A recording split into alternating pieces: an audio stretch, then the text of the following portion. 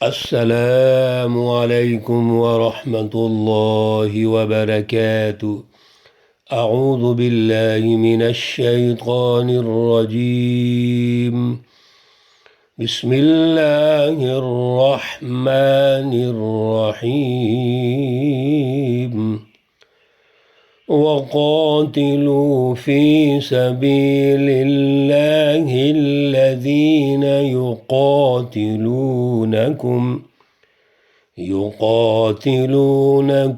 ولا تعتدوا إن الله لا يحب المعتدين۔ صدق الله العلي العظيم۔ اللهم صل على سيدنا ومولانا محمد النبي الأمي وعلى آله وأصحابه وبارك وسلم وصل عليه۔ معزز سامعین و سامعات، پارہ نمبر 2 سورۃ البقرہ، آیات مقدسہ 190 تا 192 ہیں۔ اللہ رب العزت ان آیات کا فہم و شعور عطا فرمائیں اور عمل کی توفیق اور صلاحیت عطا فرمائیں۔ گزشتہ درس میں مہینوں کی اہمیت، سال کی اہمیت، دنوں کی اہمیت اور پھر چاند سے قمری مہینے جو شروع ہوتے ہیں، اللہ رب العزت نے اس کی اہمیت ارشاد فرمائی، اور ظاہری جو رسوم ہیں ان رسوم کے پیچھے اس کی روح کی تربیت فرمائی کہ اصل میں تقوی روح ہوتی ہے۔ لہذا روزہ رکھنا ہے تو روح تقوی ہے، مالی قربانی دینی ہے تو روح کیا ہے؟ تقوی ہے۔ جتنے بھی ہمارے اعمال ہیں اس کے پیچھے نیت اور عمل کے پیچھے تقوی ہے، تو تقوی مراد ہے اور تقوی بیس ہے۔ اللہ رب العزت نے یہاں پر ان آیات میں جہاد کے حوالے سے تربیت ارشاد فرمائی، اور جہاد کا عنوان یہاں بنانے کی ضرورت کیا ہے؟ حج کی بات ہو رہی ہے، عمرے کی بات ہو رہی ہے۔ رسول اللہ صلی اللہ علیہ وسلم سن 6 ہجری میں جب عمرے کے ارادے سے تشریف لے گئے تو صلح حدیبیہ ہوئی، اس کا پورا تفصیلی واقعہ ہے۔ لیکن وہاں پر یہ طے ہو گیا تھا کہ اب آپ عمرہ نہیں کریں گے، واپس چلے جائیں گے۔ کیوں؟ حرم مکہ کی جو عزت ہے وہ حرم ہے، اس کا احترام ہے، قدر و منزلت ہے، وہ ضروری ہے۔ لہذا اب وہاں پر لڑائی نہیں ہوگی، واپس چلے جائیں گے۔ اب اگلے سال حج کے لیے آنا ہے۔ اللہ رب العزت نے جو یعنی شیڈول تھا عمرہ کا کہ اگلے سال عمرہ ہوگا، یہ طے ہو گیا تھا شرائط میں کہ اس سال عمرہ نہیں کریں گے، اگلا سال عمرہ کریں گے، اس کے لیے آپ نے آنا ہے۔ تو یہ طے ہو گیا تھا، اب آپ نے جانا ہے۔ اب اگر وہ لڑائی کرتے ہیں، پھر مقابلہ کرتے ہیں، کیونکہ دشمن کا تو پتہ نہیں، اللہ رب العزت نے یہاں پر احکامات ارشاد فرمائے ہیں، وَقَاتِلُوا، اور جہاد کرو، فی سبیل اللہ، اللہ کے راستے میں۔ یہاں پر ایک اور بات بھی سمجھ لیجئے، قاتلوا فی الامر کا صیغہ ہے اور جہاد کا حکم ہے، لیکن کس لیے؟ فی سبیل اللہ، اللہ کے لیے۔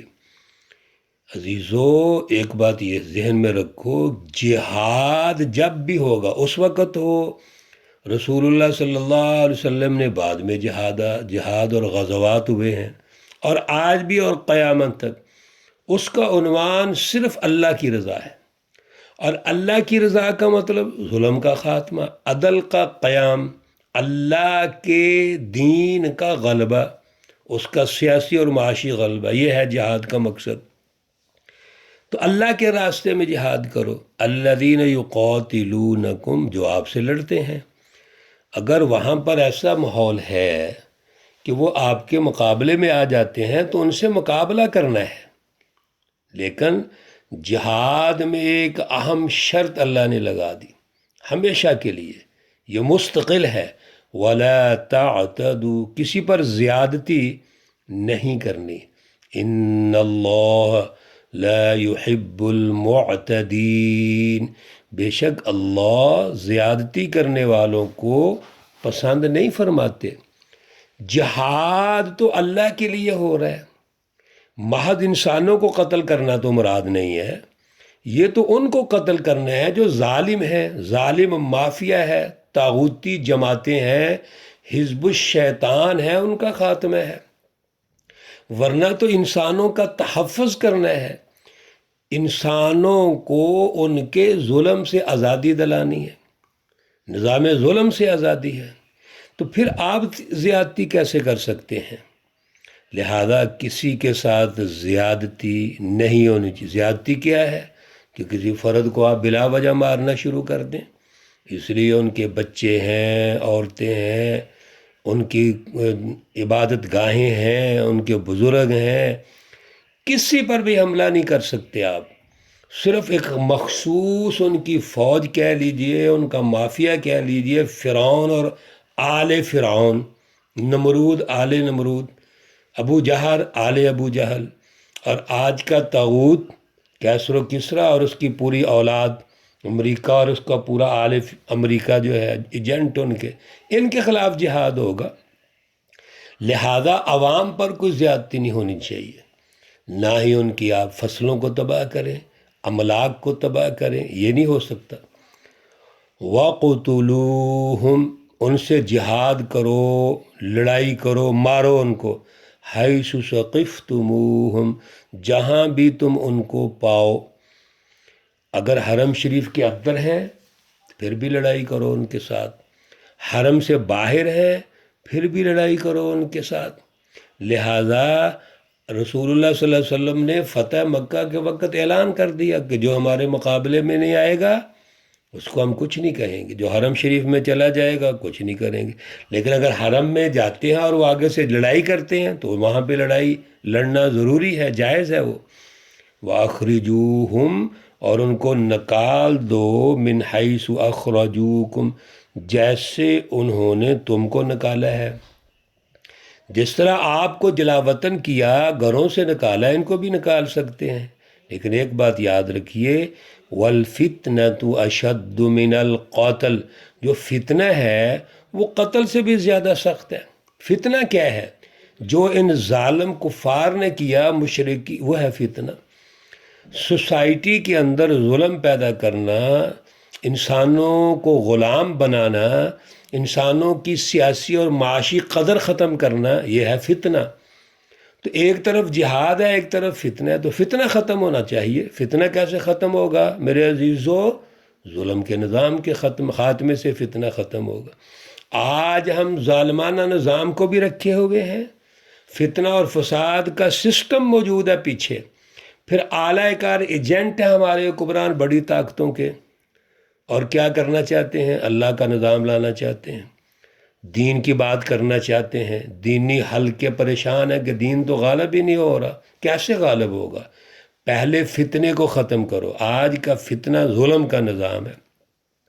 وَلَا تُقَاتِلُوهُمْ، اور ان سے جہاد نہ کرو، لڑائی نہ کرو، عند المسجد الحرام، مسجد حرام کے پاس، حتیٰ یقاتلوکم فی، یہاں تک کہ وہ تمہارے ساتھ اس جگہ پہ لڑیں. تو حرم کے اندر لڑائی نہیں کرنی. لیکن اگر وہ لڑتے ہیں، مقابلہ کرتے ہیں، تو پھر وہاں لڑنا پڑے گا. فَإِن قَاتَلُوكُمْ فَاقْتُلُوهُمْ، پس اگر وہ وہاں لڑتے ہیں تمہارے ساتھ، قتال کرتے ہیں، جنگ کرتے ہیں، تو آپ بھی ان سے لڑو گے، مارو گے، ان کو قتل کرو گے. كَذَلِكَ جَزَاءُ الْكَافِرِينَ، اسی طرح ان ظالموں اور کافروں کی سزا ہے، بدلہ ہے. میرے عزیزو، اللہ رب العزت نے یہاں اجازت دے دی کہ حرم کے اندر بھی اگر وہ لڑتے ہیں تو ان کو معاف نہیں کرنا. کیوں؟ رٹ قائم کرنی ہے نا. جب تک ہماری رٹ قائم نہ ہو، اللہ کا دین غالب نہ ہو، اللہ کی رٹ کو تسلیم نہ کریں، ان سے جہاد ہوگا. اور اللہ کی رٹ کیا ہے؟ اللہ کے دین کا وہ عادلانہ سیاسی اور معاشی نظام۔ فَإِنِ انْتَهَوْا، اگر وہ باز آ جاتے ہیں، فَإِنَّ اللَّهَ غَفُورٌ الرحیم، بے شک اللہ تعالیٰ بخشنے والے ہیں، مہربان ہیں۔ میرے عزیز و فتح مکہ کے وقت ایسے ہی ہوا، رسول اللہ صلی اللہ علیہ وسلم نے جن کو گرفتار کیا، پکڑ لیا، وہ باز آگے، شکست مان لی، ان کو تو آپ نے قتل نہیں کیا، بلکہ آپ نے ان کو معاف کر دیا۔ کہا لا تثریب علیکم اليوم، جاؤ آج کا دن یوم الرحمہ ہے، ہم انسانیت کے خیر خواہ ہیں، غلامی سے نکالنے آئے تھے، غلامی سے نکل گئے، ظلم ختم ہو گیا۔ اب مذہب کی یہ پابندی نہیں کہ تم مسلمان ہو جاؤ، ہاں دین کو تسلیم کرو گے، دنیا اور آخرت میں کامیاب ہو جاؤ گے۔ اور آج میں تمہیں معاف کرتا ہوں۔ وہ سب رسول اللہ صلی اللہ علیہ وسلم کے قدموں میں گر گئے، کیوں؟ آپ تو رحمت للعالمین ہے۔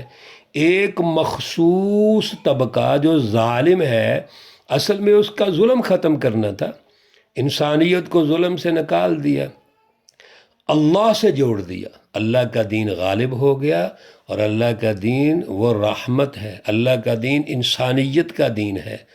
اللہ رب العزت ہمیں اعلیٰ عقل و شعور عطا فرمائیں۔